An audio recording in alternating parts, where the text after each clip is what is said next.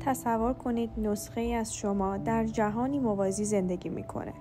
اون هر تصمیم و مسیر شما رو میبینه و شاید سعی کنه با شما ارتباط برقرار کنه. علم کوانتوم میگه که واقعیت ما تنها یکی از بی‌نهایت امکان هاست.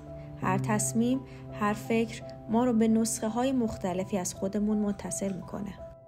هر فکر و تصمیمی که میگیریم شاخه جدید در جهان ایجاد میکنه که در هر واقعیت نسخه از ما داره در اون زندگی میکنه. فهمیدن این موضوع نه فقط کنجکاوی بلکه راهی برای خودشناسی و رشد معنویه. حالا چطور بفهمیم که نسخه دیگری از ما داره سعی میکنه با همون ارتباط برقرار کنه؟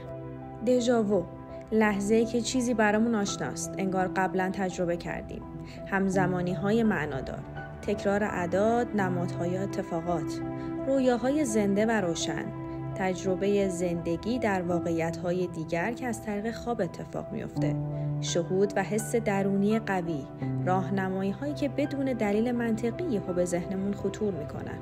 مثلا ممکنه بارها یک عدد یا نماد خاص رو ببینیم یا رویای واقعی و تأثیرگذاری ببینیم که پیامی از نسخه دیگر ماست.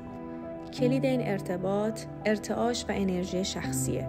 هر فکر، احساس و رفتار ارتعاشی ایجاد میکنه که ما رو به نسخه های دیگرمون نزدیکتر میکنه.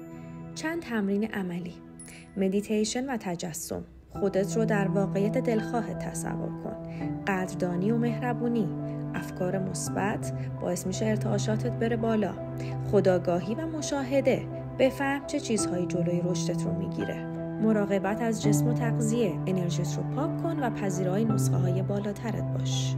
یاد بگیر که واقعیت فعلی فقط یکی از مسیرهای ممکنه. با ارتعاش و انتخابهای درست میتونی مسیر دلخواه خودت رو خلق کنی. این سفر مسیر رشد شخصی و معنویه و نشون میده هر نسخه از ما فرصتی برای یادگیری و تحوله. هر نشانه، هر درس و هر تصمیم ما رو به نسخه بهتر و کاملتر از خودمون نزدیک میکنه.